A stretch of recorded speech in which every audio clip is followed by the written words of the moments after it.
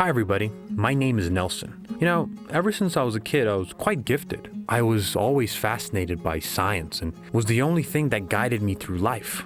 I knew that only science was capable of real miracles, but not everyone liked it, and maybe not everyone liked me. I don't know. Well, I'll tell you more about it now, how smart guys like me live, and what my passion led to. Yeah, I almost destroyed half the planet without meaning to. The day I was born, it was raining quite hard. Then it started snowing and the sun came out really quick. It was spring, so for this season, the inconsistency was not surprising. But my mom told me right away that I would be special. There are a few people in our family with a high school education, and almost no one with a college degree. So I'm the first to have a passion for learning, eager to learn as much as I can in a day, not willing to spend a single day without learning. That's how I was born. Not very pretty, but with fire in my eyes. My father told me how the first year I was born, I was given a young scientist kit. There were different test tubes and children's grown glasses, goggles and gloves, all sort of flasks and much more. It was such a small suitcase. My parents thought I wouldn't be interested in it. And anyway, why not give toys? Or the cars? But I could not tear myself away. At that age, no one even knew how to hold a test tube properly. And I knew, poured water in it and played it this way. And then, a few years later, I grew up and saw a movie about scientists. I was so inspired by their process of work that they can discover something new, make wonders, and in general, I realized that science is what I want to do. And then it began. The first thing I managed to invent and implement was a machine to remove gum from the table. I thought this was a good thing. I often stayed on duty in class and was constantly forced to remove the gum. I hated doing this. So, I made something similar to a lint removal machine, or rather, I took the casing from our old broken machine and added a mechanism to it. A special solution was sprayed on the table. It dissolved even long dried gum, and a small spatula next to it immediately pulled it off. Thus, to remove one gum didn't take 15 minutes, but 2. Personally, I was quite proud of myself. No one else appreciated my invention though. The second thing I invented was a huge alarm clock. It was for those who like to sleep soundly in the morning. I often heard from my classmates that they overslept for class because they didn't hear or turn off the alarm because they didn't actually remember it. Actually, while we were in school, it's not really a problem. But when we get a job, we might lose our earnings or something like that. And so I invented an alarm clock that rings, and if it's not turned off, it takes the blanket away.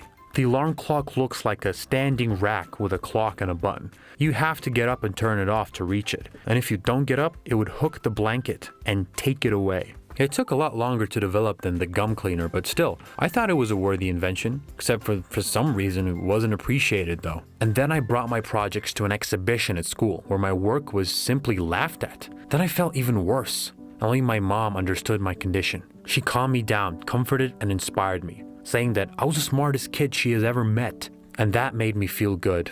We sat down at dinner and calmed down. My dad, by the way, gave a good example of several stories where geniuses were not loved and the fame didn't come to them right away. Try working on something bigger, he said, and I wondered, but really, what if I invented a cure for all diseases? I would cure the whole planet. And what's more, my work would become noble and I'd become famous. Day and night, I worked on the project, its idea, its purpose, and the way to implement it. I decided to invent a miracle vaccine and shock mankind. What if I really succeeded? And all it took was about 9 months before I got any results. My mom told all my friends about my work. My classmates also found out about it. So everyone was expecting something from me. And it was pressing. I was in such a hurry. I was trying to prove to everyone around me and to myself that I was worth something. And when my 160-second experiment was successful, I screamed like crazy. I saw how the cells work under the microscope and my happiness was overwhelming. It was time to experiment on living things. At first, I injected the vaccine into rodents when I observed signs of disease. Gradually, as I perfected the drug, I began to think about trying it on myself. And after about a month of successful experiments, I decided to test it on myself. I videotaped myself so I could see my condition as it changed and watch my health change. I knew that I had some problems with my stomach. It sometimes hurt from fatty foods, and I figured out I could easily check to see if the vaccine had helped me or not. Immediately after, I injected the medicine, and at one point I almost fainted, but I restrained myself. Then, it seemed to come to my senses. I felt that it began to work. The same day my mom sent me to the market for groceries, When I came home, I found out I had a runny nose. I thought it was some kind of allergic reaction. A couple of hours later, I had a headache, a sore throat at night, and a fever, and I got scared. Towards the morning, my mom came over. She heard the noise coming from my room and knew that I was recording a video. I didn't know how my body would react next and if I would survive. What if I died? So I told her everything and asked her to stay away from me. But mom wouldn't even listen. She began to treat me, and the next day she herself fell ill with a fever and cough. And I realized that my drug does not cure people, but on the contrary, infects them. I think I created a new virus. The idea made me feel uncomfortable. I didn't know what to do and watched with horror as my virus spread rapidly amongst people. After my mom, my dad got infected. Then my grandma and granddad, his colleagues at work, our neighbors, and so on. The mechanism was set in motion and I felt responsible for it all. I was going crazy trying to make an antiviral drug, but everything fell apart. I had nightmares about the whole planet being sick because of me and I was getting sick. After a horrible week, I could no longer contain my anxiety. So I wrote a story online and attached a video of my experiments. I asked for forgiveness from people and for my family for what I had done. And also, I addressed for help to more experienced scientists, doctors, and professors in order to help me invent an antidote for the virus so that nobody could be killed or injured. I didn't want to find out that it was my fault that everyone died, or I simply wouldn't have been able to stand it. My statement drew public attention. After a couple of days, I got a call from journalists asking for my comment, but I didn't know what to say. I wish I had sat there in my room and continued to invent all sorts of unnecessary garbage instead of all this. My cry of despair stunned everyone, and a medical team and special equipment came to our house. They took my blood for analysis and left. I waited for the results for about 12 hours, and during that time, I almost even got crazier. My condition, by the way, became actually kind of easier. I didn't understand why. After all, I'd expected that my virus was fatal, and my mom opened an email and said, or what? What the? Apparently, yes, my violent imagination was stronger than common sense. And another professor took my vaccine out of interest and said that I got a mix of vitamins, but nothing more. So, there you go. Turns out, I didn't kill half the world. If you liked the video, then please leave a like and comment down below. Don't forget to subscribe.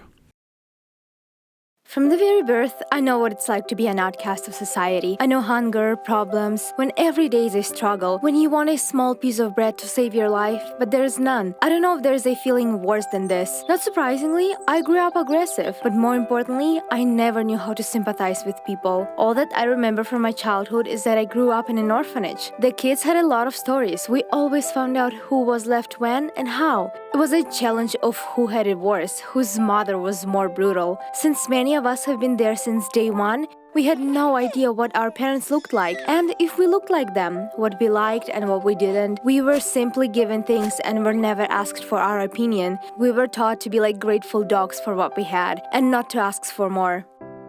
Life was harsh, like anywhere else, but somehow I was still doing fine. These people were my family. I did not know other life, so I didn't complain. When someone was punished or beaten up, or when people took away somebody's food, I always felt sorry for that person. I wanted to run up, hug them, and calm them down. I don't know why I was like that. But then everything changed. I remember once again trying to help some girl. A boy offended her, taking away her favorite toy. I went up to her, but she did not calm down. Then the caretaker heard her screams, so she thought that I was the one who offended her and gave me a big spanking. She beat me with a belt many times until I had no strength to yell. Frustrated, I went to our room, where I could not even sit down. The wicked woman came after me and said that the principal punished her because of me. She saw how she beat me up and then fined her. Then Annie was so angry that, as a revenge, she threw some papers at me saying that my parents had abandoned me at birth. She knew that this was a very painful subject to me because I was afraid of what I could hear. I was not told before what happened and how I got here, but my hope was that I got here by accident and that soon someone would come and take me away. And her words pierced through my dreams, my hopes for the best, which meant that I was stuck here for a long time. From that moment on, I decided to change my behavior because now I had to survive. In such an environment, I shouldn't have any friends. I should keep everyone at arm's length, because such an attitude would help me survive for some time. And no matter what happened, I did not feel pity. I did not want to worry about anyone because the last time I did that, everything went wrong. And then there was a case. One girl who was younger than me came up to everyone in the canteen.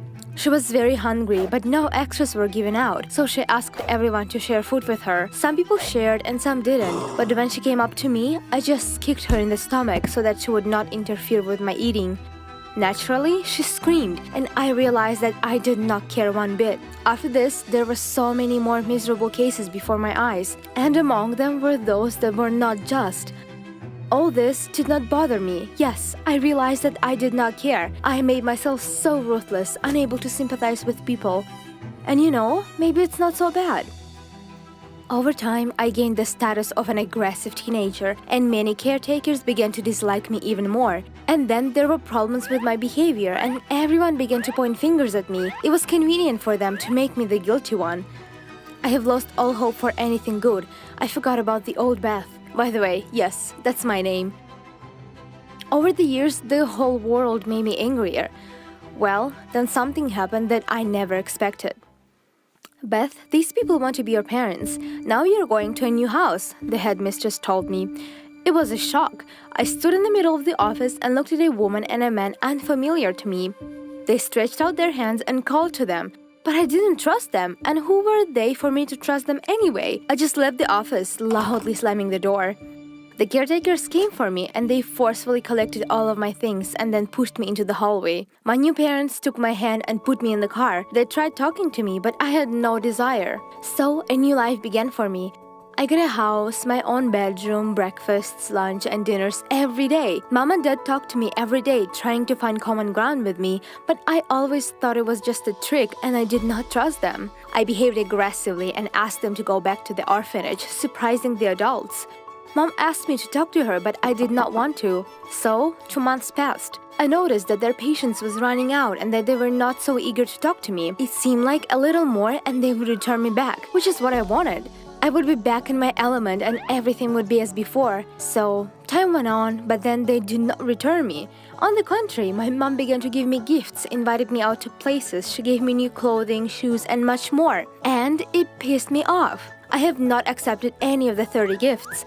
And the last one was an iPod. They bought it for me for the 3-month anniversary of living together. I broke it in front of my mom. She cried, but I still did not care. I went to my room and locked myself in. The next morning, she asked me what I wanted, and I said that I just wanted to go back. And they agreed.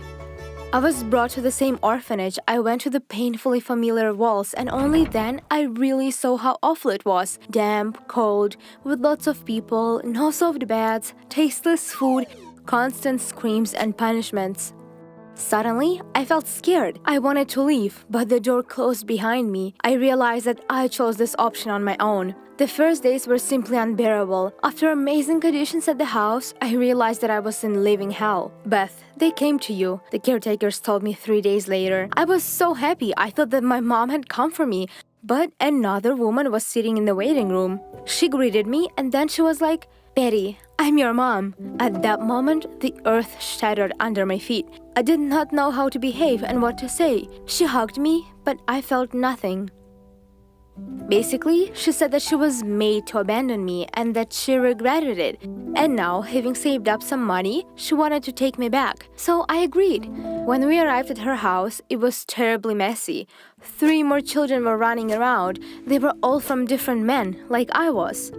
My mom looked shabby. She drank and smoked in front of the kids, and there was nothing to eat, and generally speaking, she did not really look after the kids. They were all dirty, hungry, and always screaming. She tried to play the role of a good mom for exactly 1 day, and then she began to bother me with cleaning and babysitting.